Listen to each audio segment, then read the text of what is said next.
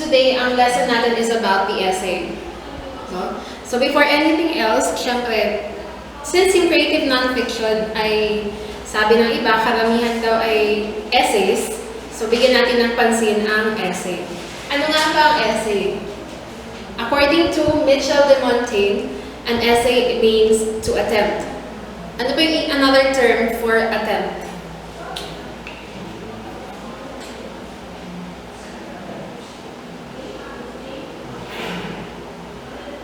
Na-attempt kang gawin. Oo. Attempt, another word, synonym.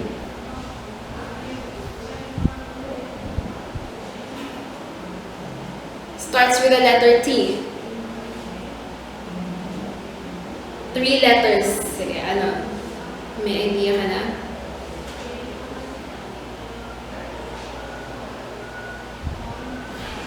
Sige. To attempt means to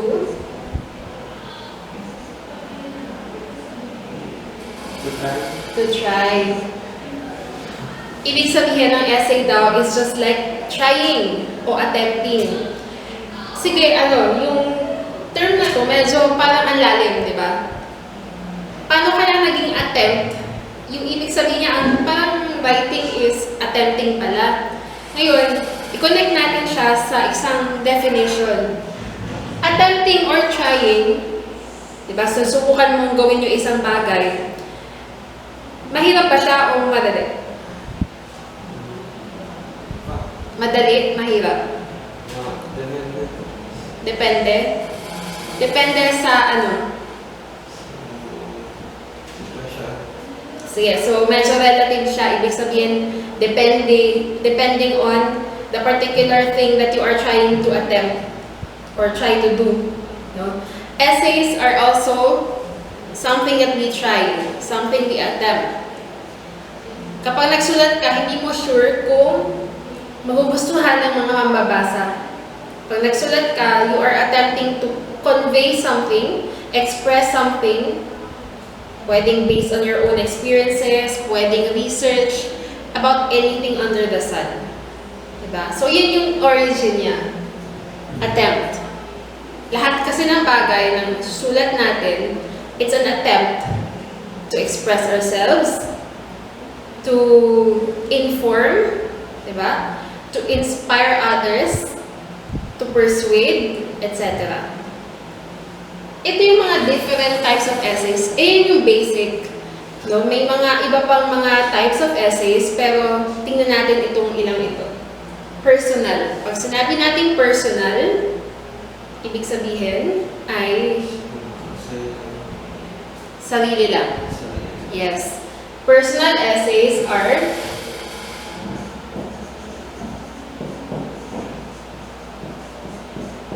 from the self. Kumbaga, yung ating mga iniisip, yung ating mga experiences, nilalagay natin sa papel, sinusulat natin para mas maging, kumbaga, makabuluhan at maipahayag natin yung nararamdaman natin. Informative. Information. Yes. We are providing information or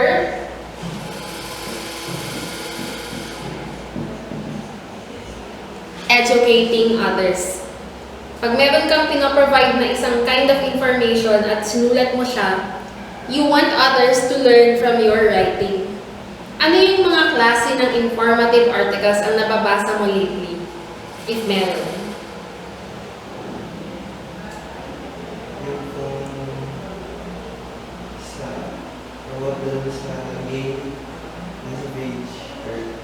Yung about gay. Yun po, pumunta ko siya iba't ibang klase ng bar. Yung parang nandang pong mga lugar na puro information po. Ano yung natutunan mo mula dun sa essay na yun?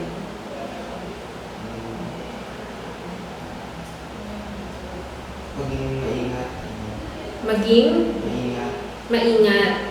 So, siguro nag-ano rin siya, nag-inform, tapos nag-ano rin siya, nag-persuade, Diba? Halo-halo. Pero basically, may mga information kang natutunan mula dun sa essay na yun. Tama. Humorous. Ano yung goal ng humorous essay?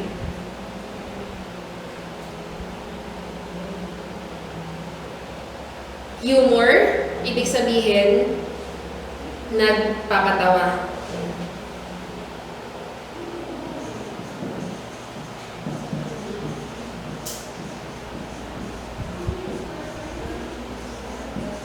It aims to make us laugh.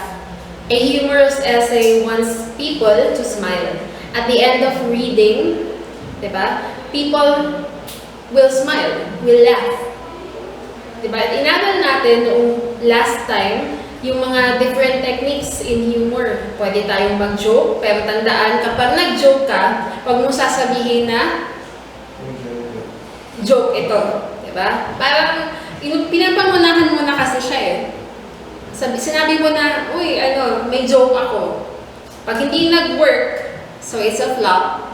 Diba? Parang ang sakit. But then that's life. Because joking is hard for many. May mga gifted, may mga komedyante tayo na gifted sa pagpapatawa, pero hindi lahat ay biniyayaan ng kakayahang ito. And humorous essay is also one of the most challenging types of essays ever. Why? Kasi hindi nga lahat ay gifted magpatawa. Although you could have an innate talent, yung likas na sa'yo, yung magpatawa. Pero sa writing, isa rin siyang form of art. That's why it can take some time for someone to develop this kind of skill in writing. Next, reflective. Ano kaya ito? Reflective? When you reflect, you are thinking, you are pondering. Nagmumuni-muni, di ba? Reflecting, mag-reflect tayo sa ating mga kasalanan. Di ba pag sinabing ganun, you are thinking about your previous experiences, and from there, derive a certain reflection, parang magmumuni-muni ka. Ibig sabihin, yung mga naranasan mo before, gagawin mo siyang, may mga maiisip kang, ito pala yung tama, ito yung mali. So, marami kang parang titimbang kung ito nga ba ay nakabuti sa'yo o nakasama, etc.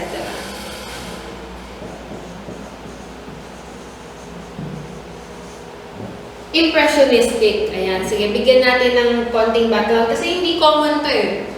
Some writers, informed sila kung ano ito. But a lot of writers today are not very familiar with impressionistic writing. Pero ginagawa pala nila ito.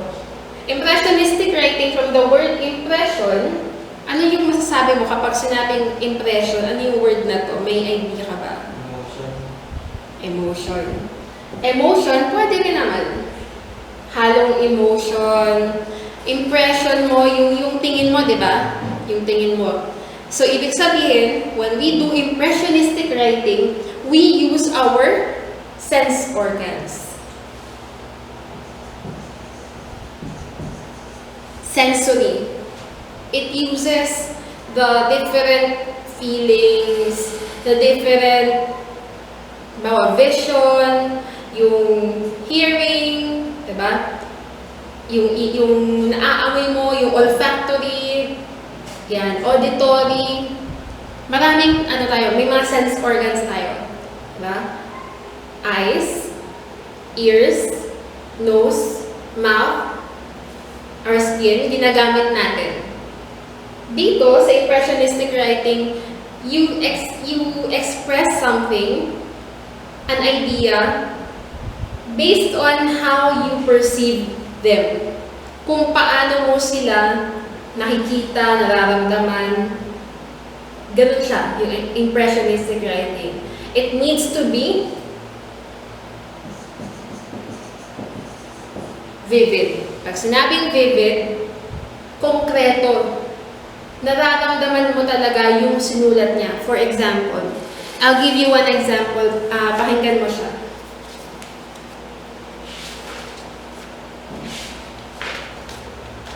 Yan. Dito sa ating textbook, no, yung photocopy natin entitled Creative Nonfiction, A Manual for Filipino Writers, maraming passages dito na medyo talagang mararamdaman mo yung descriptions. So, bigyan natin ng example.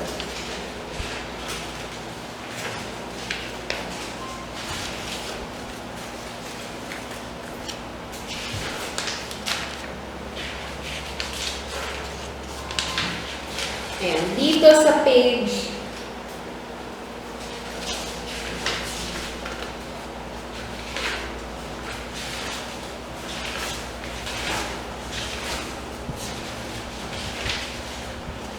page 163. Basahin natin. Yan, yung first paragraph from the essay is a travel piece by Elizabeth Lolavga entitled Marvelous Marinduque. Sabi dito, "The tale of a typhoon, a spotted butterfly, released from a triangular pink packet amid cries of mabuhay, the crispness of the skin of a roast pig, and a miswriting at length about his dental problems are some of the impressions I brought home from a brief visit early last month to the province of Marinduque. In my ears, I can still hear Joseph Schroeter's impassioned plea. I have not the power to do it. Tell them Marinduque is not something to eat. It is an island in the Philippines." Schroeter, proprietor of Catala Beach Resort and Restaurant, had left Austria to settle in Bakong-Bakong, Gasan. On the day he left Manila, Typhoon Nanang was furiously lashing the southern islands, and the flights to Dumaguete and Bacolod were being cancelled one by one. Our traveling companion from Asian Spirit, Aldea and Gracia, checked every now and then at her airline's desk at the domestic airport to find out how long the delay of the flight to Buwak, Marinduque's capital, would be. We got held up by an hour, time enough to warm and wake the body with a cup of coffee. But it was a turbulent 45 minutes in the air as the winds tossed our 19-seater plane about. When we were about to land, the welcoming party below thought we would crash in the nearby rice field. But at the crucial second, the pilot was able to swing the plane to the runway. At the arrival area, the Kalutang Band, 9 men in Lions Club shirts from Barangay Bambang, Gasan, struck pieces of kuwatingan, a soft wood, to the tune of Mabuhay, Leron-Leron Sinta, and Magtanim Ay Bibiro. Joven Lilies, a geologist who also serves a tour guide, told me, "You can even request them to play Wooden Heart." Wouldn't that just be so apt and more unique than music from a drum and bugle corps? Someone noted how pale and in near shock I was, close to throwing up actually, and plied me with hot water at the Buwak Hotel, the oldest and first in the province, set up when the Mark Copper mines were opened and the foreign executives needed a place to stay. Only when the queasiness subsided minutes later did I savor the local danggit and longganisa. Right away, Cesar Cruz, General Manager of Trips Travel in Makati, placed an order for a kilo of the latter. Yan. So yan yung yan yung isang excerpt from the piece about Marinduque. Kung nasundan mo siya, yung excerpt na ito, may mga napansin ka bang mga gumamit ng ng sensory or ng sense organs?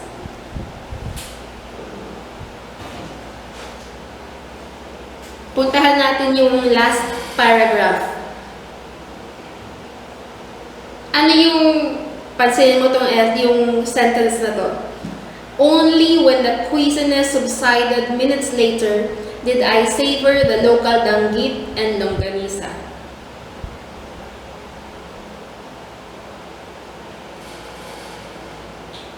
So, nabanggit yung dalawang pagkain, danggit and longganisa. So, gumamit siya ng Impressionistic. diba? Taste. Yes. Ito yung isa sa mahalagang dapat natin matutunan. Magsulat ng gamit ang ating sense organs. Tingnan mo yung paligid mo, tingnan mo yung nararamdaman, yung nakikita mo, no? Hindi lang yung description na parang the girl is lovely.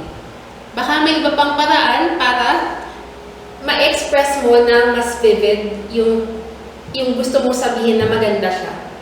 Marami pang ibang paraan para sabihin na ito ay masarap.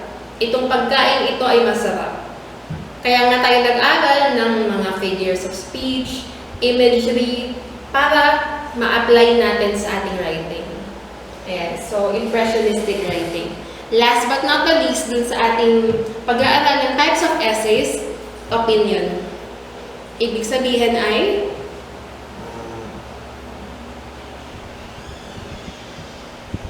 Opinion mo. syempre, it's based on your points of view, your views. About anything under the sun, di ba? Pag nagbasa ka ng isang dyaryo, syempre, may makikita ka ditong sections. Sa dyaryo, saan matatagpuan ang opinion essays?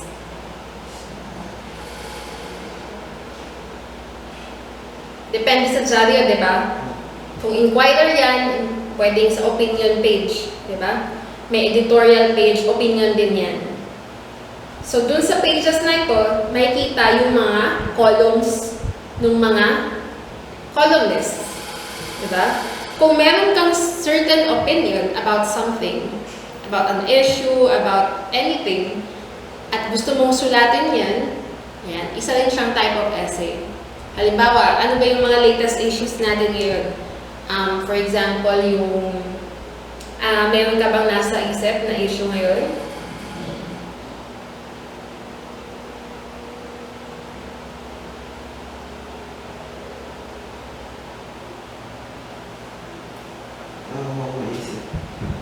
Sige.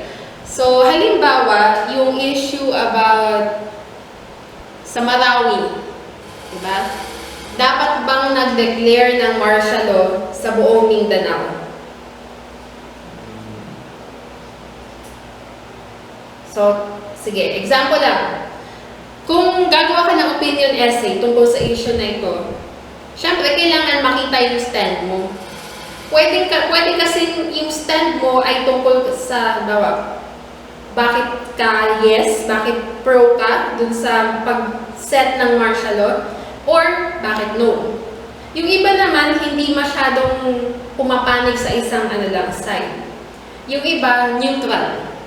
Pinapakita lang niya kung ano yung pros and cons ng both sides. May mga ganun. Pero, syempre, kung gusto mo talagang mas maging strong yung iyong point, mas maganda kung may side kang ibibigay. Are you a pro or are you nasa con ka ba? Kasi minsan yung decision natin, dun nakikita. Parang balimbing naman yata kung lagi kang nasa gitna. And kung lagi ka namang neutral, yun nga, parang hindi ka decided kung ano nga ba talaga. But sometimes you are just playing safe. So we cannot blame those who are on the neutral. Pero kumbaga, you have to decide, are you pro or are you con? Yan. Opinion writing is also quite sensitive.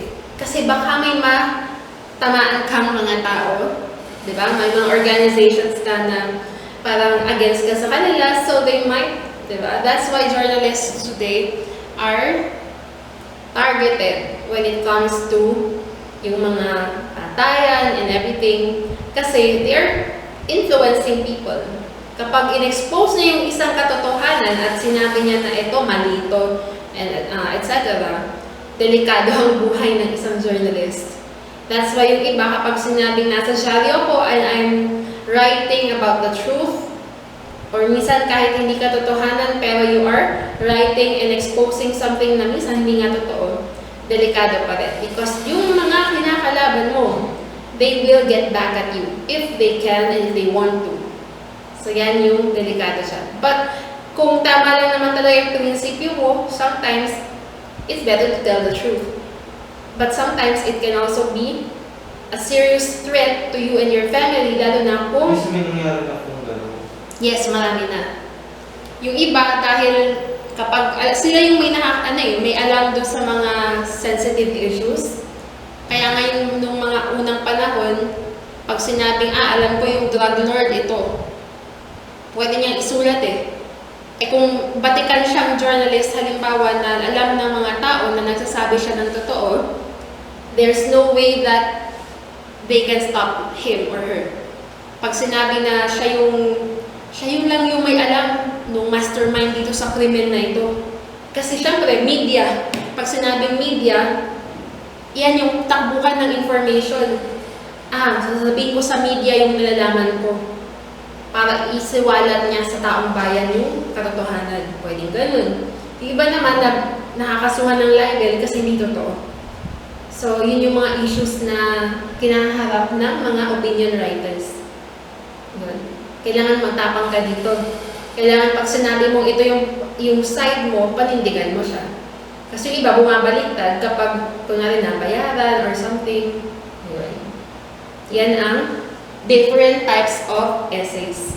Na foundation natin sa mga different types naman of creative nonfiction. Okay?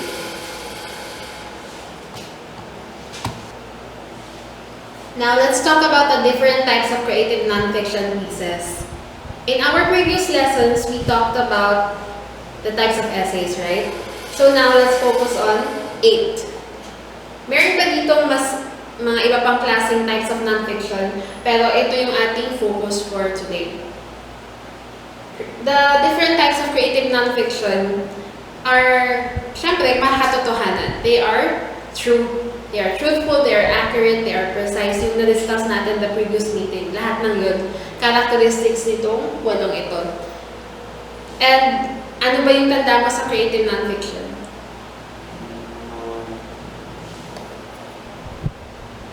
Story. The story? About there's About? People, of course, experiences. Diba? We are telling stories.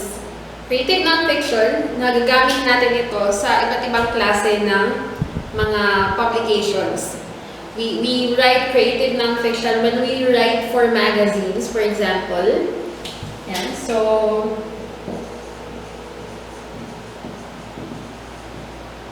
we also write creative nonfiction in newspapers.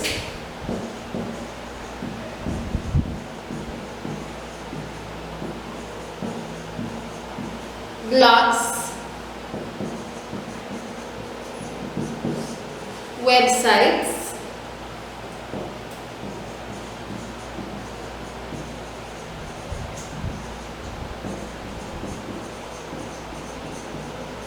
social media networks, and a lot more. Ibig sabihin, creative nonfiction is all around us. Hindi lang tayo pala aware na yung binabasa natin, yung sinusulat natin ay creative nonfiction. Pero kung mapapansin mo, pag nag-Facebook ka, nag-Twitter ka, lahat yan halos tunay na buhay. Diba yung mga friends mo sa Twitter, sa Facebook, sa Instagram, ano yung pinopost nila? Ano yung pinopost natin? mga nangyayari sa kanila. Diba? Anong kinain mo? Picturean mo, lagyan mo ng caption. Tunay na buhay. Anong ginawa mo ngayon? Kunyari, ako'y nag-gym. So, alam mo yun, yung maski yung pag-gym mo, maski yung pagkain nyo ng kaibigan mo sa labas, dahil ngayon lang kayo nagkita, kwento yan, di ba? Ano ba yung mga pinipicturean usually ng mga tao ngayon? Yung mga pinupuntahan nila yung lugar. Yung mga pinupuntahang lugar, correct. bawat puntahan mong lugar, bago to. First time ko nakarating dito. I need to take a picture.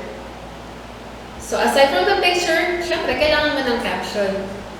Although hindi na siya sobrang haba tulad ng mga articles natin, pero hindi natin alam na ina-apply natin yung mga techniques ng creative nonfiction in our everyday lives.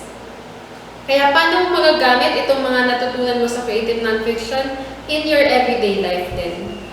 Kahit hindi ka writer, pwede mo siyang i-apply para mas maging engaging, mas maging interesting yung mga storya mo. The stories you tell will become more interesting for other people. Babasahin nila, magiging, and even when you talk, pag alam mo yung mga techniques of creative nonfiction, mas magiging, kumbaga, yung mga tao mas mahahalina mo, they will become more interested to talk to you. Although hindi naman natin goal na parang because you just want to please people. But in this case, creative nonfiction strategies will really help you kahit sa mga simpleng bagay. Okay? So lahat ng yan, pwede mong pag-publishan ng mga write-ups mo. And even more, baka may iba pa na na-miss tayo, we'll see later. First, let's now move on to the different types. Biography. Ano nga ulit ang biography? About yourself. Yes. It's about the life of a person.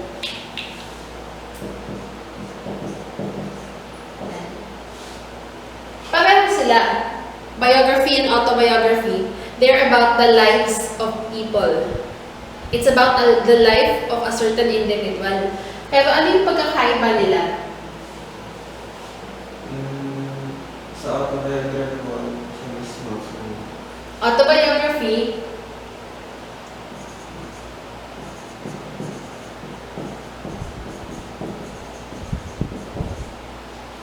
the person himself wrote the story. While biography, ibang tao. Another person wrote the story. In-interview niya yung tao yun to come up with the story of his life. That person's life. So marami tayong techniques when we write autobiography or a biography. Ano kaya yung mga ito? So, unang-una, kailangan natin syempre ng para makapagsulat tayo ng isang magandang information. You need to come up with data. You need to get data from different sources. Not just the person, but his or her family members, friends, diba? Kasi hindi mo naman agad yun makukuha kapag na-interview mo yung tao. Para mas kompleto, mas maganda kung interview other sources. Mga friends, relatives. If meron ng mga previous write-ups about that person, better. Pero kung wala, you need to maximize your available resources. Pwede ka rin tumingin sa mga pictures, sa social media accounts niya if kailangan at mas makakatulong para din magka-idea ka kung ano yung buhay niya. Kasi syempre, multimedia tayo ngayon. May YouTube channel ba siya? Ano yung mga pinapublish niya? Meron ba siyang Facebook account? Ano yung usually pinapost niya? Well, that's the public, the person's public life. Diba? Pag naman sinabi natin na hindi niya pinost to, private kasi, ibig sabihin sa kanya mo lang malalaman yun. Pag tinanong mo siya in person. Ano pa? Kapag naman ikaw yung nagsusulat, pag ikaw yung nagsulat about yourself, syempre, mas madali, di ba? Kasi ikaw yun eh. So, ano yung mga techniques para makapagsulat tayo ng mas magandang autobiography? First of all, kailangan mong maghalongkat ng mga bagay na, kumbaga, mai-inspire ka sulatin about yourself. Pwede kasing ang hirap dahil kahit na ikaw yun, ano ba yung sulatin ko about myself? Teka, magsimula ako nung pinanganak ako. Nung pinanganak ako, eto yung araw, medyo, parang stormy. Nanood ka ba ng Game of Thrones? Minsan lang po. Minsan. Episodes. Pag Mga episodes po. So, di ba nag-start ngayon, first episode ng season 7. Alam mo ba na si Daenerys Targaryen, si Dany, kaya pinangalan siyang Stormborn, di ba? Si Mother of Dragons, Chainbreaker, yung mga ganun. Kasi, nung pinanganak siya, mayroong malakas na storm. Nung pinanganak si Daenerys Targaryen, yan, siya, parang, one of the strongest storms in the history ng Game of Thrones. Kaya siya pinangalan din na Stormborn. Yan.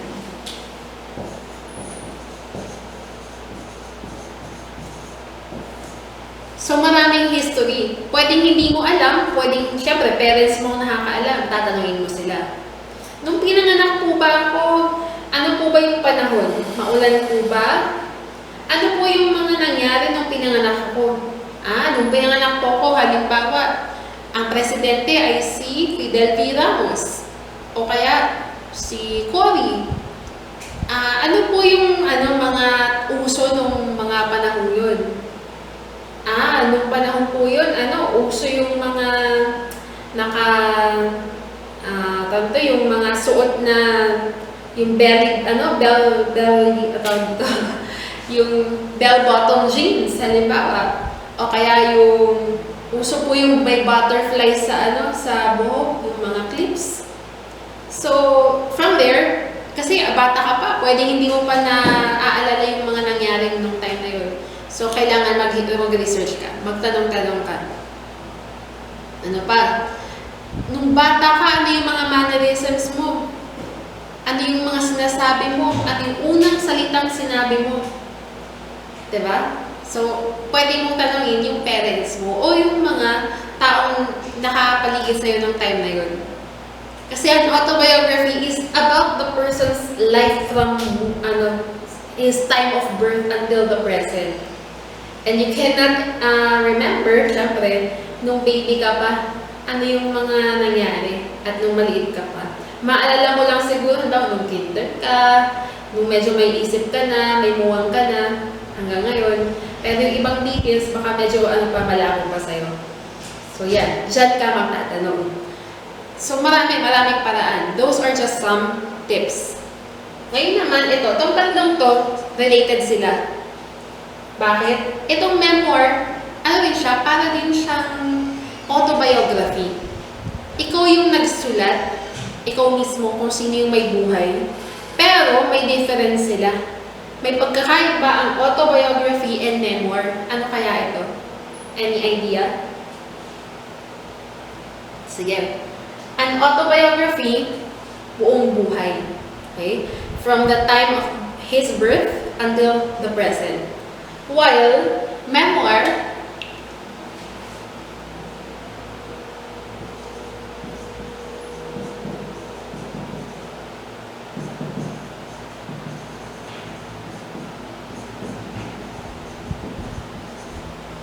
it only focuses on a certain incident or period in the time of a person's life. Hindi siya buong buhay ng tao. Pwedeng nun lang siya ay teenager, halimbawa, or isang incident, isang specific incident sa buhay ng tao. Kung familiar ka, although ito'y fiction, yung Memoirs of a Geisha, fiction siya, pero based on a true story daw. So, fiction pa rin. Pero the term itself, memoir, isang parte ng buhay ng geisha. Diba? Yung sa Japan. So, hindi siya yung buong buhay ng geisha. So, pwede mo siyang i-research if you want to, kasi sikat siya na movie and book. Pero makakuha ka ng idea dito kung ano nga bang isang memoir. At pwede mo siyang gawing pattern kapag sakaling gumawa ka ng isang memoir. Yan. So, yun yung pagkakaiba ng tatlo. Unang-una, ano nga yung biography? Another person. You are writing about another person. Pag autobiography, ikaw mismo yung magsusulat. And yung memoir, a certain incident or period in the time of a person's life. Correct? Personal narratives. So, ito na naman, personal na naman siya. Diba? Pero ano naman yung kanyang kaibahan dito sa tatlo?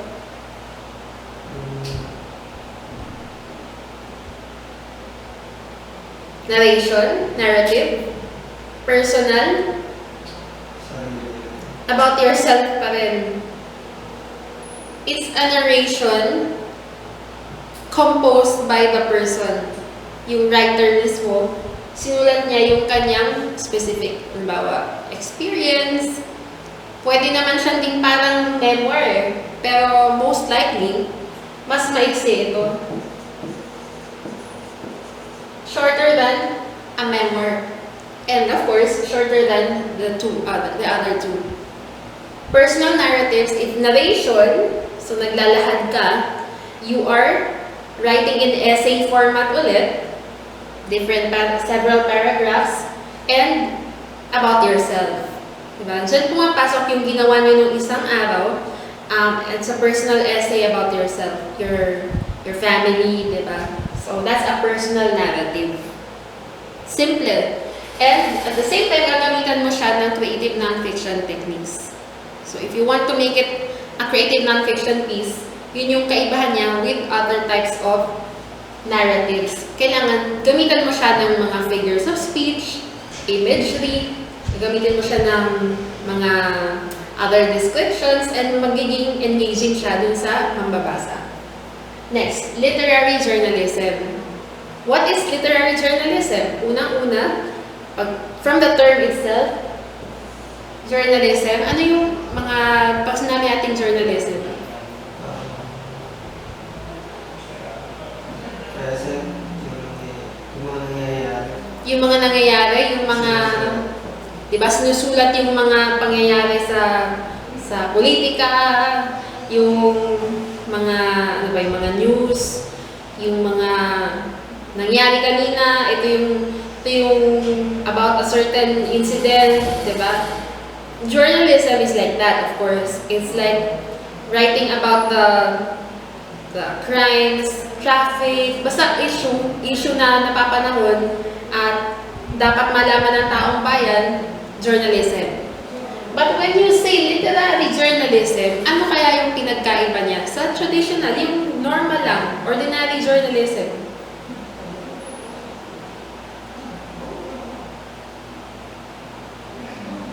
Literary. So, di ba pag sinabi natin literary, parang may pagkahalong, ano yan, fiction, non-fiction. Although journalism is non-fiction, but pag hinalo mo, literary journalism, ano kaya? Meron kaya siyang ano, yung mga makukulay na salita, palagay mo? Yes.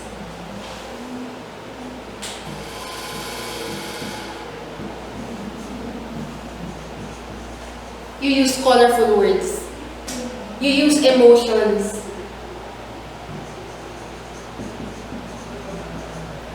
Hindi mo papalitan ng hindi makatotohanan, so dapat makatotohanan pa rin siya. Pero, you use colorful words. You use emotional words. Para ma-imagine ng tao, yung nang pambabasa, yung nangyari talaga. You use dialogues. Ano yung sinabi niya? So, sabihin mo. Ano yung paraan ng pagsasabi niya? Medyo parang natatakot siya nung sinabi niya. Tapos, meron pang scene, di ba? May eksena. Nung pinag-aralan natin nung isang araw, yung kailangan may eksena, may plot.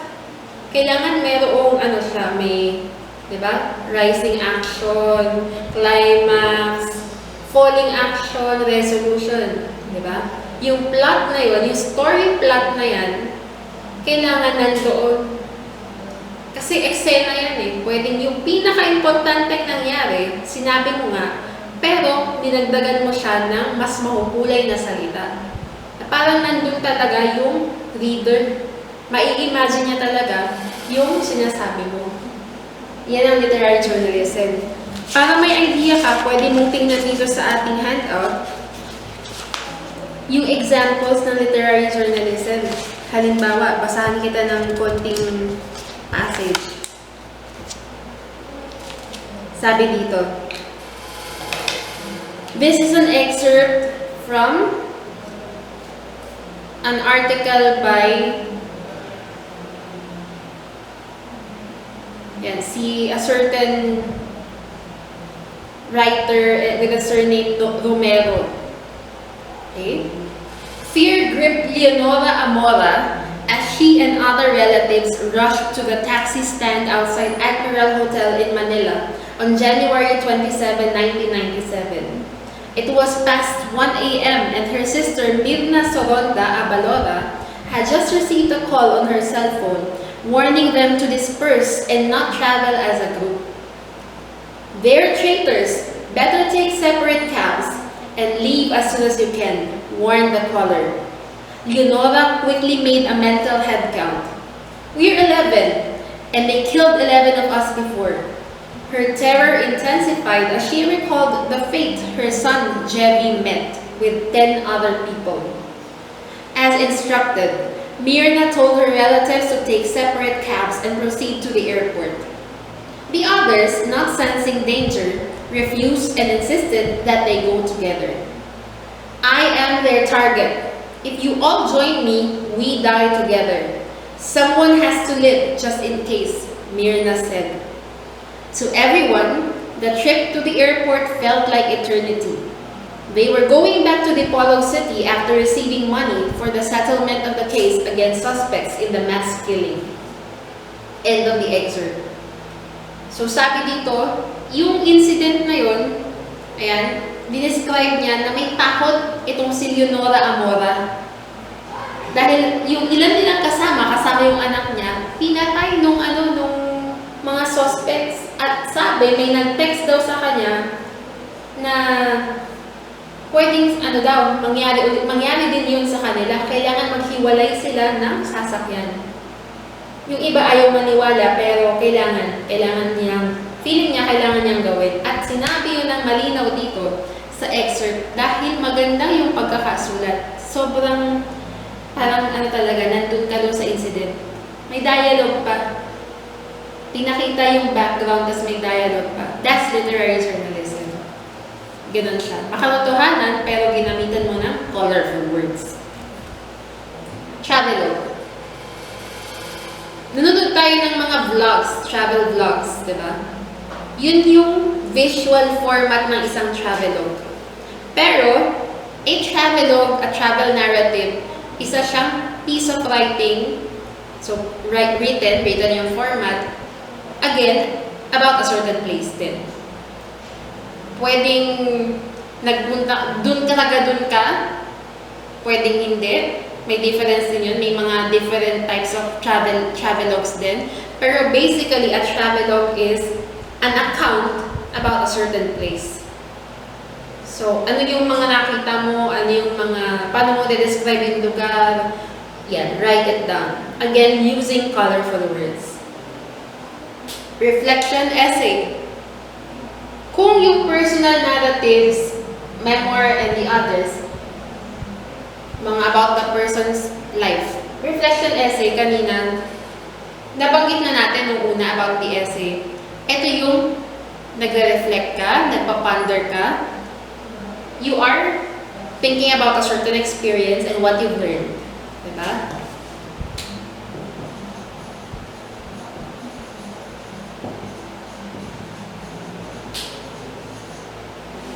Last but not the least, the blog. May mga kilala ka bang vloggers, kahit mga kaibigan mo or others? Wala. Yung pong naman natin. Oo. Kasi yung pong pangalan. Oo, si Ate Charon. Yung pong Si Will Dasovich. So, yeah, isa siyang vlogger. I'm not sure if vlogger siya. Pag vlogger kasi, more of writing. Pero, parang vlogger na rin if you're a vlogger. It's just called video vlogger. Pero technically, vlogger pa rin siya. Vlogs, yan, dahil yung multimedia na tayo, halong na yan, iba't ibang klaseng formats. We have videos, you have audio. Pag sinabing pagka-audio, yung vlog mo, usually podcast ang tawag doon. Yung blog technically, noong unang panahon, write-up lang siya. Sinusulat, parang diary mo lang siya. Web, from the term web, and log is parang diary o mag-log ka dyan, diary. Nabuo yung salitang blog noong mga 1990s. And then ngayon, may mga ano na, pag mga sound clips, yung mga ni-record mo parang radyo, podcast ang tawag dyan, pwede namang video format, pwede naman na syempre, articles. Yan yung mga pwede mong, yung iba pa marami, graphics, di ba? Pwedeng, kung mahilig ka sa mga graphics, paggawa ng mga digital art, illustration, mag-drawing, pwede mo rin ilagay yan sa blog mo. Kasi, kumbaga, hindi na uubra yung text lang. Magiging boring yan para sa maraming tao. Diba? Mas interesting kapag may video pang kasama, right? So, kapag ginamit mo yan, yung mga types of content na to, mas magiging effective yung iyong pinapublish. So, ngayon, hindi lang tayo writing, we are multimedia na yung approach natin. Again, tandaan mo yung mga different strategies, techniques in writing creative nonfiction. Pag sama-samahin mo yan, makakabuo ka ng isang magandang blog. Dagdagan mo pa ng multimedia formats. Okay? So, ito na yung summation ng lahat ng ito. Kasi hindi lang naman about travel, hindi lang personal, marami ka pang pwedeng isulat sa blog mo. No? Kapag sinabi, oh, may food blog ako, I'll write about food. I'll document my experiences with different kinds of food. I'll travel to different places and write about food there. Or, I'll write about, for example, how to do this, or how to survive high school, how to survive senior high without losing your mind. Diba? For popular topics yan ngayon. Ano pa yung mga naisip mong topics? Kapag papasulatin ka ng isang blog post, ano yung topic na gusto mo isulat?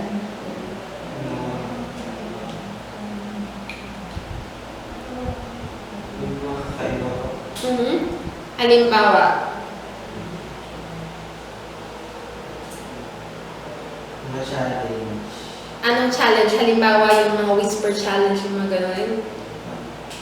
Diba, yung huhulaan nila yung sinasabi nila, may ano sila? Mga gano'n. Pwede rin, diba? It's fun. Kumbaga, nakakaaliw.